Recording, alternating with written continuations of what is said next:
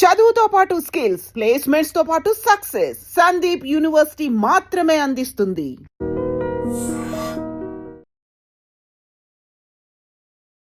2013 love marriage sir. ఇంట్లో ఒక చాప, ఒక దిండు, ఒక ప్లేటు, గ్యాస్ కూడా లేదు.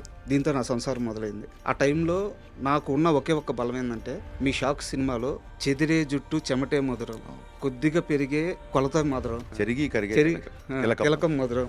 మా జీవితం మొదలైన తొలినాళ్ళలో మీ పాట, మీ మాంటేజ్లు, మీ హీరో, మీ హీరోయిన్, మీ డైరెక్షన్ మాకు ఇచ్చిన ధైర్యం అది. ఒక రూమ్లో ఒక దిండు, ఒక చాప. I can relate my life with that. నా పరిస్థితి కూడా అలాగే. అండ్ ఆ టైంలో నేను ఇంచుమించు సినిమా ఫ్లాప్ తర్వాత అలాగే ఉన్నాను. నా భార్య ఎన్ని కష్టాలు ఫేస్ చేసింది, ఎంత సపోర్టివ్గా ఉంది అనేది నాకు ఇప్పుడు మీరు చెప్తే నాకు ఒకసారి నా డేస్ గుర్తు చేయండి.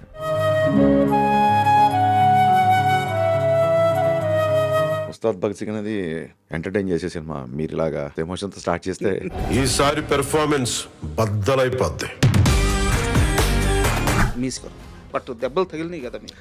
దెబ్బలు తినడం ఎవడు? మెత్తని మట్టిలో మలిచిన మలగవు కాదు నువ్వు, బండరాళ్ళను బద్దలు కొట్టిన మొండి మొగలు. గబ్బర్ సింగ్ సినిమాలో ఒక డైలాగ్ ఉంటుంది సార్, పసివాడు పవన్ కళ్యాణ్ అయ్యాడు అని చెప్పేసి.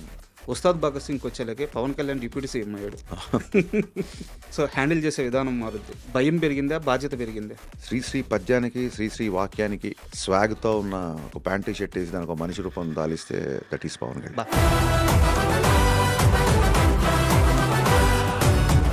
ఆయన సీజ్ ద షిప్ అంటే 2 తెలుగు రాష్ట్రాలు వణిగిపోయినాయి. అలాంటి వ్యక్తి చేత మళ్ళీ పోలీసుగా ఏం చూపించబోతున్నారు, ఎలా చూపించబోతున్నారు, రియల్ లైఫ్లో ఇచ్చిన ఆ ఇంపాక్ట్ని ఎలా మ్యాచ్ చేయబోతున్నారు? సీజ్ ద షిప్ అంటే చాలా ఫేమస్ అయింది. అవును, అది పెట్టాలంటే అవి ఆయన ఎంకరేజ్ చేయరు. పాలిటిక్స్ వేరు, సినిమాలు వేరు. ఆ రెండింటి మధ్య గీతని పవన్ కళ్యాణ్ గారు పోలీస్ డ్రెస్ వేసుకునేది సెకండ్ హాఫ్లోనే. ఫస్ట్ హాఫ్ అంతా వేరే టోన్లో, ఎనర్జీ టోన్లో, ఫ్యాన్స్కి ఎలాగో అలా ఉంటుంది. ఈసారి కాన్ఫిడెంట్గా ఉన్నారా? నేను పర్ఫార్మెన్స్ బద్దలైపోద్ది అని ప్రతిసారి క్యాంపెయిన్ చేస్తా ఉంటే దాని ఉద్దేశం విలన్తో పంచ్ డైలాగ్లో, ఫైట్లో అని కాదు.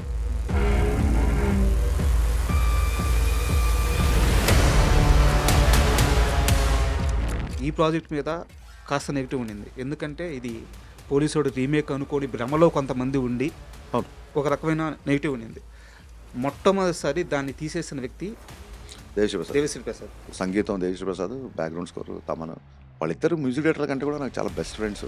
హరీష్ చాలా ప్రెషర్లో ఉన్నాడు. ఈసారి ప్రీపోన్ అయిన సినిమా మనం సపోర్ట్ చేయాలని చెప్పి వాళ్ళిద్దరూ నాకు కుడిభుజం ఎడమభుజాలను నిలబడ్డారు కాబట్టి చాలా గర్వంగా ఉంది. సినిమాలో చాలా సీరియస్గా సంబంధించిన, అంటే ఇప్పుడు ప్రజెంట్ ట్రెండ్కి సంబంధించిన చాలా సీరియస్ పాయింట్ ఉంది. అది చాలా సీరియస్ సబ్జెక్ట్ కూడా. అది నాట్ ఈవెన్ 2 తెలుగు స్టేట్స్ కాదు, మొత్తం దేశానికి సంబంధించిన చాలా సున్నితమైన అంశం కూడా. మీరు ఎక్కడ టీజర్లో కానీ, సాంగ్స్లో కానీ ఎక్కడ ఆ విషయాన్ని రివీల్ చేయకుండా దాచిపెడుతూ వస్తున్నారు. కరెక్ట్ అన్నా నేను? కరెక్ట్. భయంగా ఉందా? ఎవరికి? మీకే. దేని గురించి? రిలీజ్ అయిన తర్వాత ఆ అంశాన్ని ఎలా తీసుకుంటారు అని చెప్పేసి. భయం ఉంటే అసలు రిలీజ్ వరకు ఎందుకు తీసుకొస్తాం? టెన్షన్ లేదా? క్లైమాక్స్ ఎంత ప్లస్ కాబోతుంది? లాస్ట్ షాట్ వరకు మాసులో హరీష్ శంకర్ చేయాల్సిందన్నీ చేసేసారు. హరీష్ శంకర్ నెక్స్ట్ స్టెప్ డెఫినెట్గా నా నుంచి మీరు ఎక్స్పెక్ట్ చేయని ఒక కొత్త సినిమా త్వరలోనే చూస్తారు. అది బాలకృష్ణ గారి సినిమానేనా? అవ్వచ్చు. బాలకృష్ణ గారి సినిమా ఫైనల్ అయిపోయినట్టే కదా? ఖచ్చితంగా బాలయ్యబాబు గారితో సినిమా ఉంటుంది. దిస్ ఈజ్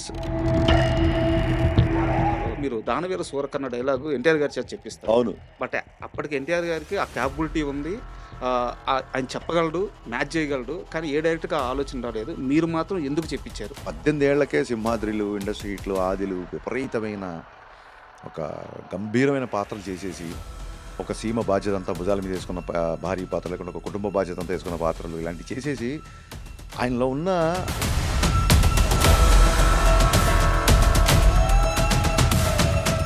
మహేష్ బాబు గారి ఇష్యూలో మీరు క్షమాపణ చెప్పిన తీరు, స్ట్రైట్ ఫార్వర్డ్గా నేను ఇలా అన్నాను, ఇది తప్పు